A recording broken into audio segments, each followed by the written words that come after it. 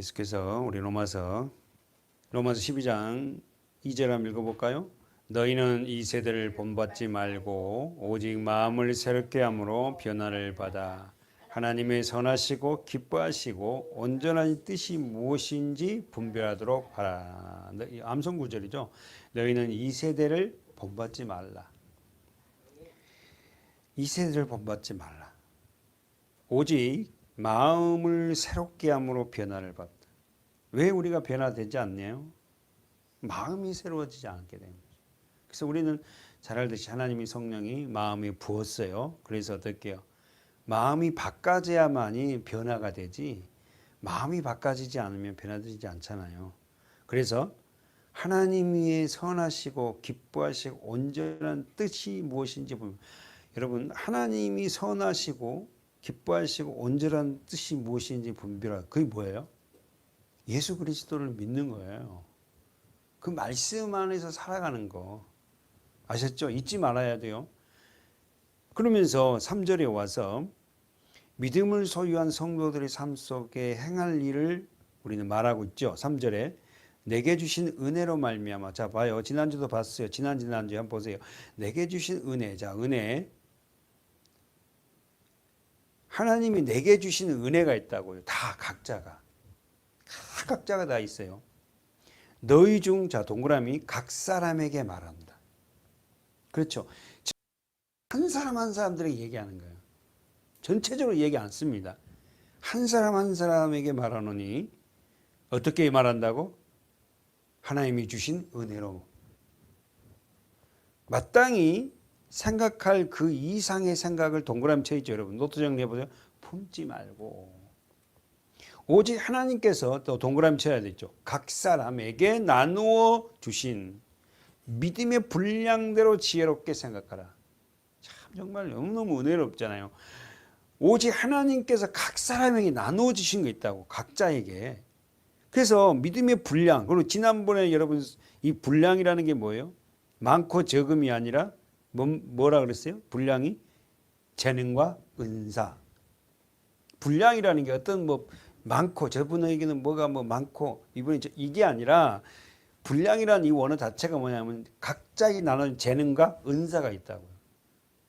그렇잖아요. 우리 다 각자에게 재능과 은사가 있다고. 은사가. 목회자로서는 목회자로서의 각각 재능과 은사가 있다니까. 똑같은 목사가 없어요. 다 달라요. 어떤 분들은 정말 잘 섬기기도 하고, 은사가 있단 말이에요. 그러니까 하나님이 믿음의 분량, 믿음의 재능으로 은사를 준 것과 하면 돼요. 저도 권투해야 될 게 뭐냐면, 저에게 주신 재능과 은사를 가지고 저는 그렇게 목회하면 돼요. 남의 것을 무조건 잘못됐다, 뭐 이것 자체가 어떻게 생각하면 잘못된 거잖아요. 그죠? 자, 그러면 여기 정리해 봅시다. 믿음의 분량 쓰세요. 믿음의 재능, 믿음의 은사, 이렇게 쓰면 되겠네. 그래서 교회 내에서 각 사람에게, 각 성도들에게 부여된 하나님이 뭐가 있다? 재능이 있고 은사가 있어요. 근데 문제는 잘 쓰면 들어보세요. 내게 재능이, 하나님이 내게 어떤 재능을 주었는지 모르는 사람이 있다고. 하나님이 내게 어떤 은사를 준지를 모르는 사람이 있다고. 근데 제가 봐도 각자에게 보면 재능이 있거든요. 은사가 있다고. 자기가 하나님이 내게 무슨 재능을 줬고 무슨 은사를 줬는지를 아는 거야. 알아야 되는데 그걸 모르는 거야. 그래서 우리 지난주에 어떤 사람에게 어떤 손이 들리면 어떻게요? 맛있는 음식을 만들어내기도 하고. 그렇죠? 그러니까 그걸 우리가 잘 알아야 되겠다. 어떻게 하면 알죠? 내가 뭔가 그 일을 할 때 재밌어요. 신나요. 좋아요. 기뻐요. 왜? 내가 그걸 잘하니까. 그게 하고 싶어 하는 거니까.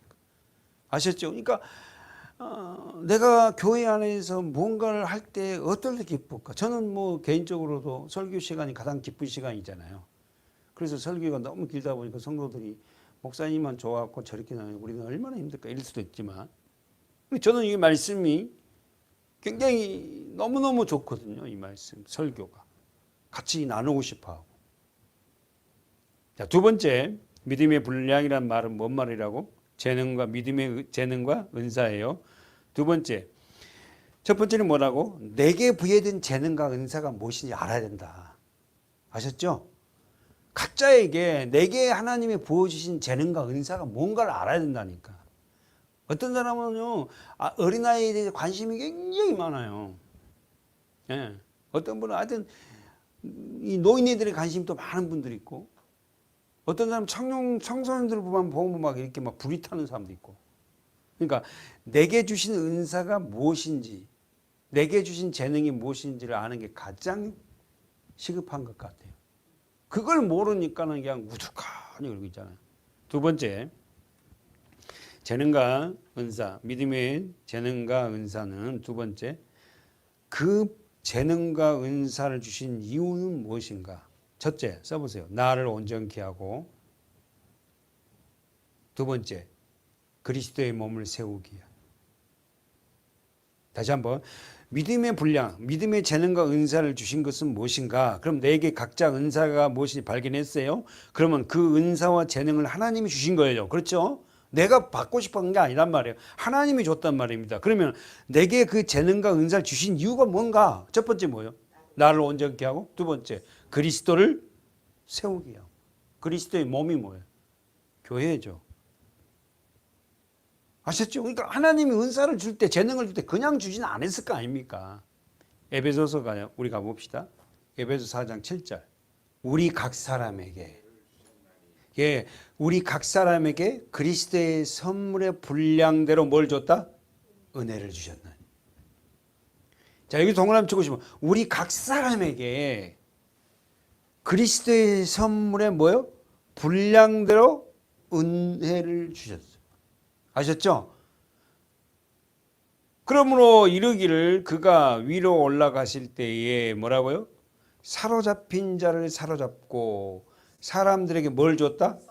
선물을 주셨다 해도. 그럼 여기서 사로잡힌 자를 사로잡고 이 말이 뭔 말이에요? 그가 위로 올라가실 때 그는 누구죠? 예수. 그렇죠. 예수가 위로 승천했잖아요. 올라가실 때 사로잡힌 자를 사로잡고 이 말이 뭔 말이냐면은 포로된 자를 붙잡다. 그러니까 우리를 뭐예요? 성령으로 우리를 올라가고 나서 우리를 성령을 부어서 우리가 누구의 포로가 되게 한다? 예수께 사로잡게 만든다, 우리를. 그 말이에요. 우리를 예수 앞에 사로잡게, 말씀에 사로잡게 해서. 보면 보세요. 그가 위로 올라가실 때에 사로잡힌 자를 사로잡고, 이 말을 다른 말이면 하나님의 말씀으로 사로잡고, 우리를 주님의 포로로 사로잡고. 우리는 다 주님의 포로예요. 포로. 우리는 주의 말씀에 벗어날 수 없는 존재예요. 그렇게 잡아서 어떻게 해요? 사람들에게 뭘 줬다? 선물을 주셨다. 그러니까 여러분, 우리가 하나님의 말씀에 사로잡혀 있다는 것은 정말 복이에요, 복. 말씀을 갖다가 별로 이렇게 좋아하지 않고 뭐 어떤 것보다도 이 말씀을 내게 사로잡혀, 말씀이 나를 그냥 얽어매야 돼요, 사실. 그러면서 9절에 보세요. 올라가셨다. 자, 가로 문고 보세요. 올라가셨다. 가로 열고 가로 열고. 하셨은즉 땅 아래 곳으로 내리셨던 것이 아니면 무엇이냐. 무슨 말이에요? 하나님은 위에서 계시다가 땅으로 내려오신 분이에요. 목적은 딱 하나입니다. 뭡니까? 우리의 죄를 사하시려고. 예. 그러면은 10절 읽어보세요. 다 같이 시작. 내리셨던 그가 곧 모든 한 위에 오신 자니 이는 만물을 충만케 하려. 할렐루야. 누굽니까? 예수. 예수님이 내려오셔서, 그렇죠? 33년을 사시고 십자가에 죽으시고 3일 부활해서 뭐예요? 하늘로 40일 후에 승천하죠. 지금 그 이야기 하신 거예요. 그러면서 그 승천하신 후에 뭘 보여줬어요? 성령을 보여줬어요. 그래서 시작, 11절 시작. 그가 혹은 사도로, 혹은 선지자로, 혹은 복음 전한 자로, 혹은 목사와 교사로. 아멘. 아셨죠? 각자에게 뭘 줬다? 이런 은사, 직분을 줬다니까. 예? 재능을 주셔서, 은사를 줘서 이런 직분들을 주는 거예요. 그러니까 내가 어떤 직분인지, 사도, 선지자, 복음 전하는 자, 목사, 교사. 그 다음에 12절 시작. 이는 성도를 온전케 하며 봉사하는 일을 하게 하며 그리스도의 몸을 자, 언더라인. 그리스도의 몸을 세우려 하십니다. 목적은 그리스도의 몸을 세우려고 우리를 뭐 줬다? 교사로, 선지자로, 목사로, 복음 전환자로, 사도로. 아셨죠? 그러니까 이게 높낮이가 아니에요. 목사가 제일 높고 뭐 교사 그다음 이런 말이 아니에요. 각자의 하나님이 각자의 뭐요 재능과 은사에게 그들에게 그 직분을 주신 거야. 그러니까 만약에 교회에서 어떤 직분을 가졌더라도 그 직분은 최고지. 목사님이 최고고 그다음에 뭐 집사나 이렇게 이야기하면 안 되죠. 그렇잖아요. 하나님이 주신 직분인데. 근데 그런 직분을 주신 목적이 뭐다? 12절에서 첫 번째 뭐다? 장로님, 그런 직분을 주신 목적이 뭐 첫 번째? 성도를 온전케 하고, 두 번째 봉사 일을 하게 하고, 세 번째 할렐루야. 목적이 바로 그리스도의 몸을 세우려고. 그리스도의 몸이 뭐예요? 교회잖아요. 그럼 교회가 뭐예요? 교회가 누구예요? 납니다. 결국 나를 세우려고. 할렐루야. 나를 뭘 세워? 말씀으로 세우려고. 그리스도의 몸을 세우려 하심이라. 거기서 언더라인 쳐봐요. 그리스도의 몸을 세우려 하십니다. 이 말을 다른 말로 뭐예요? 말씀으로 세우려고. 교회 되게 하려고. 됐습니까? 저와 여러분이 교회잖아요. 저와 여러분이 그리스도의 몸이잖아요.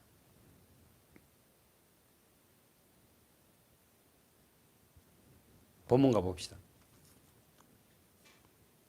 결국 우리들에게 이러한 믿음의 분량대로, 다시 말하면 믿음의 뭐대로 재능과 은사를 주신 목적은 뭐예요?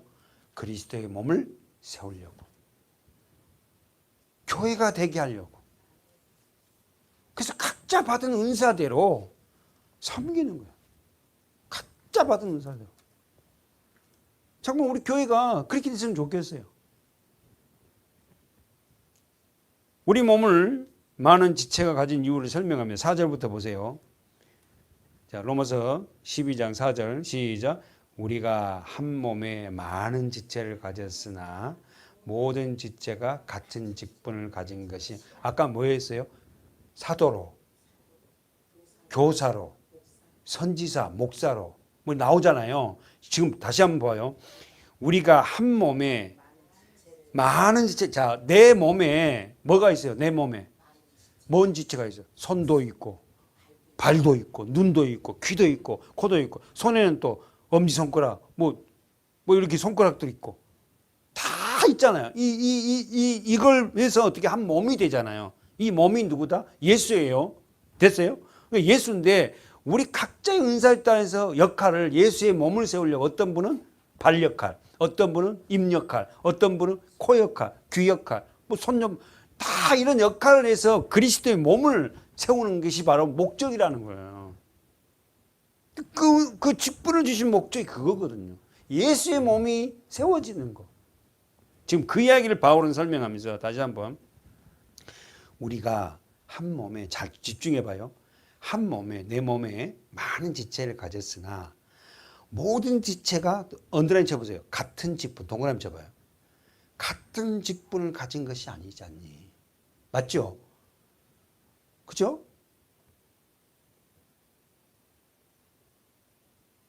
여기서 같은이란 말은 다른 말로 동일한 이에요. 4절에 모든 지체가 같은 직분이란 말은 같은이란 말을 다른 말로 바꾸면 동일한 직분을 가진 것이 아니다. 그렇잖아요. 모두가 교사할래? 안 되잖아요. 모두가 목사하면 안 되잖아요. 모두가 선지자하면 안 되잖아요. 모두가 복음 전하면 안 되잖아요. 지금 그 이야기를 하는 거예요. 첫 번째 써보세요. 관계의식. 그 다음에 두 번째가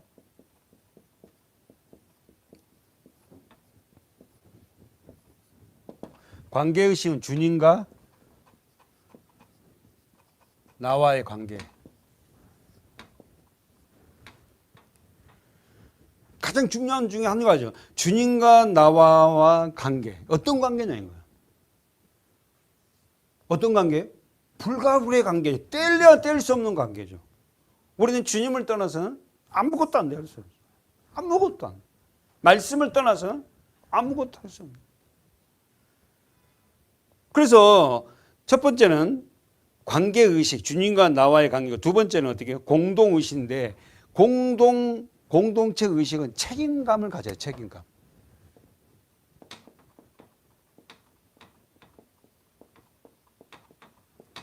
상당히 중요한 일이에요. 교회가 성립되기 위해서 성도들이 이런 하나님과 나와의 관계의식이 먼저 성립되고, 두 번째, 우리 공동체 안에서의 내가 갖고 있는 직분에 대한 책임감이 있어야 돼. 근데 그 책임감이 없이 교회의 일원으로서 있어서는 그리스도의 몸이 세워질 수가 없다는 거예요. 그래서 우리 교회 성도들이 우리가 하나님 앞에 하나님과 나와의 관계 의식을 정립하고, 두 번째는 우리 교회 공동체 안에 내가 어떤 책임감, 어떤 존재로서 일하는 그 책임감을 가지고 교회를 섬길 때 이 교회가 세워져 나가는 거죠. 저도 그러니까 목사로서의 책임감을 갖고 있어야 되죠. 제가 해야 할 책임감이 뭡니까? 말씀을 연구하고 기도하면서 이 말씀을 성도들에게 잘 먹이는 거죠. 올바른 말씀을 먹이려고 해야죠. 거기에 매진해야 되죠. 그래서 교회에서 어떻게 합니까? 사례비도 주고, 목사님이 그 목회하기 위해서 성도들이 헌금을 하는 부분 갖고 또 이렇게 하기도 하고, 거기에 집중해야 한다는 거죠. 그러면 각자가 이런 공동체 의식과 관계 의식이 되어지면 교회는 건강한 교회로 성장합니다. 근데 이런 의식, 이런 관계가 안 되니까 교회가 이렇게 왜 저래? 우리 교회가 뭐 시작은 얼마 안 됐다 할지라도 이런 의식을 잘 가지고 하나님과 나의 관계를 가지고 이 관계 속에서 내가 어떤 이 교회 안에서 내가 자리가 어딘가를 잘 정리해서 성장해 나갔으면 좋겠습니다. 아멘. 자, 5절에 다시 한번 볼까요? 이제 봅니다. 5절 시작. 이와 같이 우리 많은 사람이 그리스도 안에서 한 몸이 되어 서로 지체가 되었느니라. 자, 봅시다. 이와 같이 뭐라고 합니까? 우리 많은 사람이 그리스도 안에서 한 몸이 되어 서로 지체가 되었대. 이게 너는 나고 나는 너다. 이래야 돼요. 공동체 의식이라는 거예요. 쟤 왜 저러지 말고 저 사람의 모습이 나의 모습이 저 사람 오지 않을까? 하고 그걸 좀 이렇게 끌어안으려고 하는 그런 부분이 있어야 되거든요. 가정도 마찬가지지만.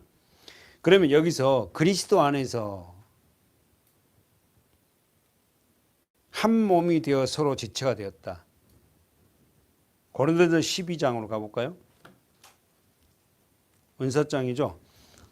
12절 시작. 몸은 하나인데 많은 지체가 있고 몸의 지체가 많으나 한 몸과 같이 그리스도도 계속 나오는 게 뭐예요?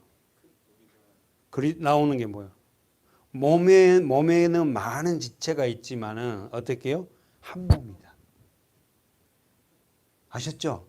지금 생각하면서 한번 읽어보세요. 내 몸에 지체가 많이 있지만 이 몸이 전체가 뭐다? 왜? 붙어 있잖아요. 잘려 나간 게 아니냐. 다 붙어 있잖아, 이게. 그래서 이 지체들이 많지만 이게 다 내 몸이라는 게 이게. 즉, 큰 틀에서 지금 교회를 그렇게 설명해요. 우리가 유대인이나 헬라인이나 종이나 자유자나 다 한 성령으로 뭘 받았다? 세례를 받아 뭐가 되었다? 한 몸이 되었고 또 다 한 성령을 마시게 하셨느니라. 그죠? 자, 14절 읽어보세요. 시작.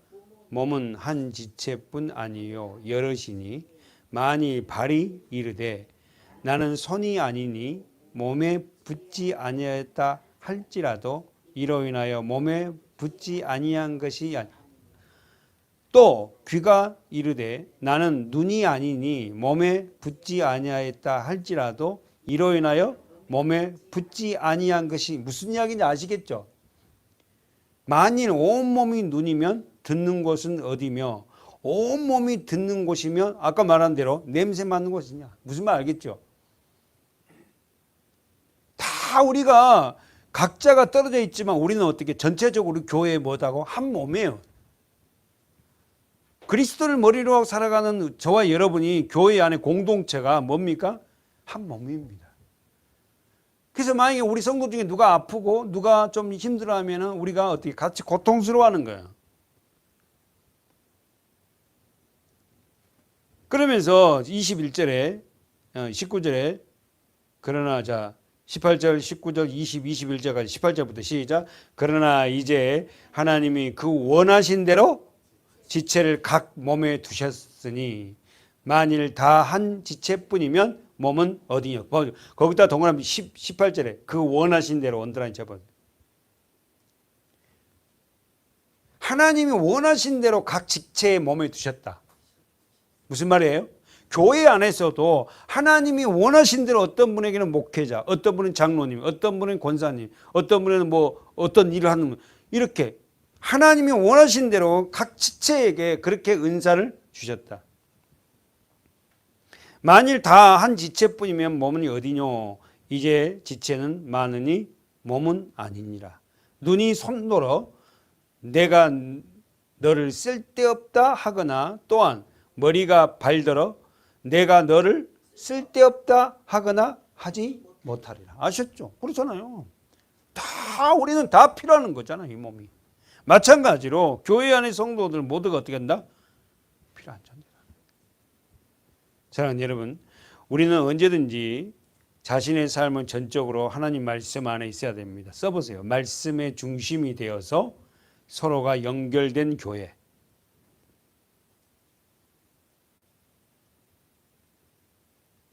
말씀이 중심이 되어서 서로 연결된 교회.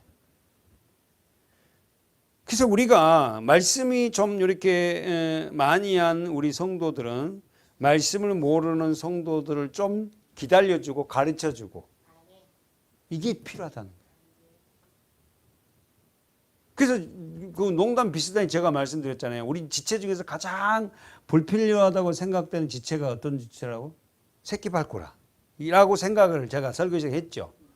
근데 새끼발가락이 없으면 뭘 못해요? 엄지발가락을 움켜쥐면 달리잖아요. 새끼발가락은 이게 수도비 안 된답니다. 신기하죠? 우리 잘라보고 한번 설명해 볼까요? 그러니까 지금 무슨 이야기냐면은 우리가 보기에 쓸데없이 같아도 그는 하나님이 다 쓸데있는 사람이다. 그래서 우리 교회 성도들 때로는 연약한 성도들이 있을 때라도 우리 눈에 보기에는 어떻게 저런 사람이 그럴 수 있나 그럴 수 있겠지만 그렇게 하지만 반드시 그를 통해서 하나님이 하실 일이 있다. 아셨죠? 자, 그러면은 우리가 하나님께서 말씀대로 따라가는 예수님의 제자가 되는 가장 중요한 요소가 뭘까? 내가 모르게 예수님의 제자가 되기 위해서 말씀을 따라가기 위해서 가장 중요한 요소는 뭘까? 마태복음 16장 펴놓고 제가 지금 문제가 뭐냐면 예수님의 제자의 조건으로 가장 먼저 제시돼야 할 게 뭘까? 이 말씀들을 쫓아가는데 24절입니다. 16장 24절 시작. 이에 제자들에게 이르시되 아무든지 나를 따라오거든 자기를 부인하고 자기 십자가를 지고 나를 쫓을 거야. 그러면 여기서 자신이 주인이 아님을 깨달은 자에게 주어진 거. 예수님을 따라가기 위해서 가장 먼저 해야 될 게 뭡니까? 예. 그럼 여기서 예수님의 제자가 되기 위해서 가장 먼저 해야 될 게 뭐예요? 가장 먼저 해야 될 게 자기 부인. 근데 이게 자기 부인이 안 되는 거예요, 사실. 아니, 왜 자기를 부인하지 않냐고. 이 말 자기 부인이 뭐예요? 아니, 그러니까 자기 부인이 뭐죠? 자기의 옛 모습이 나타났을 때에 그것을 어떻게 해요? 인정하지 말아야 되거든. 그죠? 근데 그 옛 모습이 나타나면 그걸 딱 부여잡고 어떻게 그 방법대로 살면 안 된다는 거예요. 아셨어요? 우리가 왜 예수를 못 따라가는가? 먼저 우리가 자기 부인이 안 돼요. 날마다 우리가 그리스도 안에서 말씀 안에서 나를 부인하는 거예요. 나의 옛사람을. 그러니까 우리가 제가 설교 시간 자주 얘기했지만 우리 옛사람은 어떻게 공동묘에 죽었다 그랬다고. 근데 자꾸만 이걸 자기를 부인하지 못하게 내 안에서 움켜쥐는 게 있다고. 사랑하는 여러분, 우리가 주님의 일을 하기 위해서 가장 먼저 해야 될 것은 나를 부인하는 거예요. 아셨어요? 여러분, 저와 여러분이 나를 옛사람을 부인하자는 거예요. 그래서 이것만 되면은 결국은 어떨게요? 그 십자가를 부여잡고 가요. 우리가 살 수 있는 것은 자기 부인입니다. 첫 번째, 옛사람을 철저하게 부인되지 않으면 제자가 되지 못한다. 맞아요? 옛사람의 철저하게 부인하지 않으면 예수를 따라갈 수가 없다. 예? 두 번째, 진정한 그리스도인으로의 삶이 불가능해요.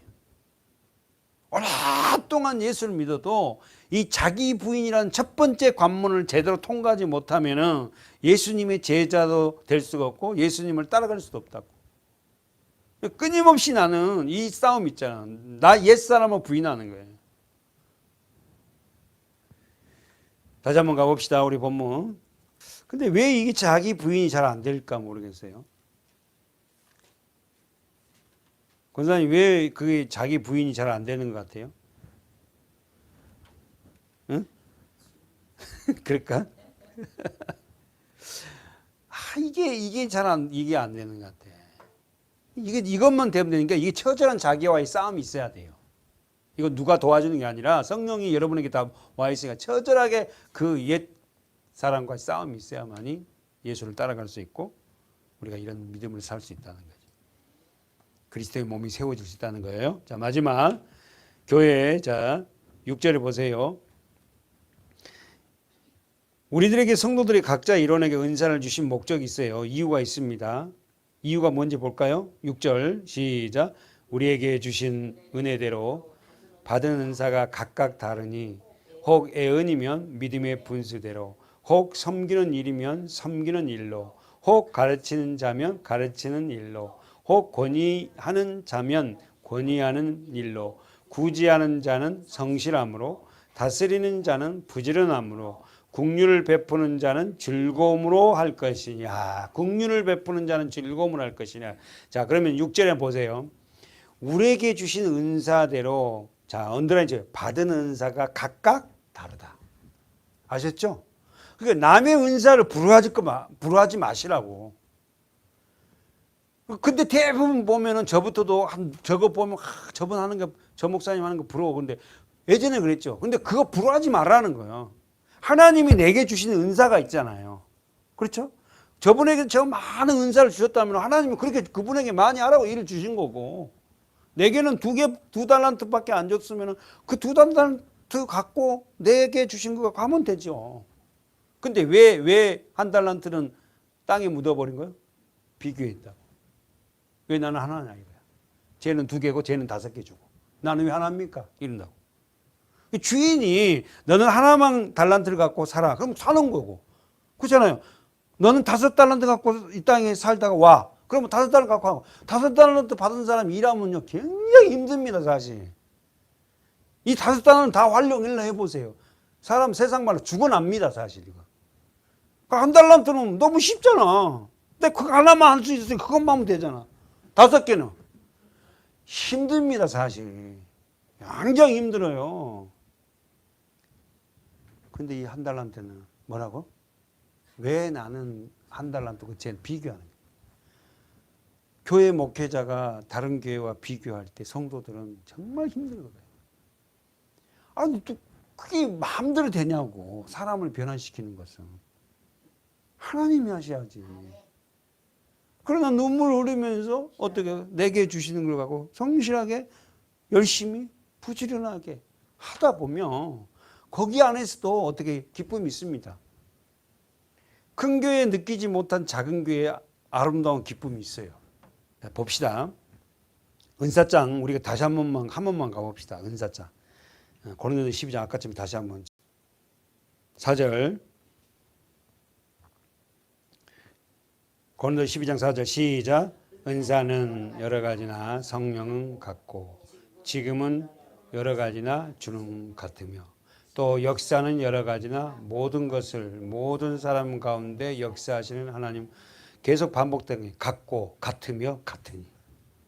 그러니까 은사, 성령, 직임 뭐 모든 역사는 누가 주신다? 하나님. 아셨죠? 그러니까 여러분과 저가 은사가 많은 어떤 사람들을 부러워하지 말라는 거죠. 내게 주신 것 같고 하자는 거예요. 아셨죠? 내게 주신 것 같고. 솔직히 말해서 저희들이 우리가 퇴근하고 싶은 데서 태어난 분이 어디가 있어요? 예? 그렇잖아요. 이쁘게 생긴 누구 미스 코리아처럼 태어나고 싶은 사람, 싶지 않은 사람 어디 있겠어? 그럼 하나님이 이렇게 태어나게 했어요. 그럼 나는 최선이에요, 이게. 자, 봅시다. 고린도서 12장 7절. 각 사람에게 성령의 나타나심을 주시면 유익하게 하십니다. 아셨죠? 그러면서 천천히 시작. 어떤 이에게는 성령으로 말미암아 지혜의 말씀을, 어떤 이에게는 같은 성령을 따라 지식의 말씀을, 어떤 이에게는 같은 성령으로 믿음을, 어떤 이에게는 한 성령으로 병 고치는 은사. 이 반복된 게 뭐예요? 성령. 그렇지. 아셨죠? 성령. 성령으로 8절에 지혜의 말씀을, 성령으로 지식의 말씀을, 성령으로 믿음을, 성령으로 병 고치는 은사를. 그 다음에 10절 시작. 어떤 이에게는 능력 행함을, 어떤 이에게는 예언함을, 어떤 이에게는 영들. 여기서 예언이란 말 우리가 잘 배웠어요. 아셨죠? 예언은 언제 가서 뭐 누가 잘 되고 어떻게 되고 얘가 뭐가 되고 뭐 이런 무당들을 하는 그런 말이 예언이란 말이 아니라 그랬죠. 선포된 하나님 말씀을 가지고 그에게 어떻게 해요? 길을 제시해 주는 거예요. 다른 이에게는 각종 방언함을, 어떤 이에게는 방언들 통역함을 주시나니. 자, 동그라미 11절에 동그라미 쳐놓고 시작. 이 모든 일을 같은 한 성령이 행하사 그 뜻대로 각 사람에게. 다시 한번 동그라미 쳐놓고요. 시작. 이 모든 일은 같은 한 성령이 행하사 그 뜻대로 누구에게? 각 사람에게 나누어 주시느니라. 아셨죠? 성령이 하나님의 뜻대로 각자 나눠줬다니까. 그게 자랑할 게 뭐가 있어요? 그렇잖아요. 하나님이 내게 나눠주신 은사잖아요. 뭐 하려고? 아까 이야기한 대로 그걸 통해서 어떻게 해요? 그래서 교회를, 그리스도의 몸을 세우는 거예요. 교회를 세우는 거예요. 이런 일에 우리가 은사가 내게 무엇인지를 알아야 될까? 이게 진짜 장난 중요한 것 같아요. 자기가 어떤 은사가 있는지도 몰라. 그게 모르니까 그걸 갖다가 행하지 않는 거야. 이 은사를, 자기에게 주신 은사가 뭔지를, 재능이 뭔지를 알고 그 재능을 주신 목적이 어떻게 해요? 교회를 세우시려고. 우리 교회가 그 은사를 발견하고 그리 갔으면 좋겠어요. 저는 제가 주어진 은사가 뭔지 알거든. 처음에는 몰랐지. 그 은사를 내게 주신 거니까 하나님이 거기에 매진하고, 다른 거는 못해도 이거는 내가 하는 거 재밌고 좋아하는 거. 자, 은사 쓰세요. 뜻이 뭐죠? 카리스마. 은사 뜻이 뭐예요? 카리스마. 뜻이 거저 받은 선물. 아셨죠? 그래서 우리가 반드시 외워야 돼. 고린도서 12장은 은사장이니까 이 은사를 주신 목적은 뭐다? 한 가지다. 교회를 세우기요.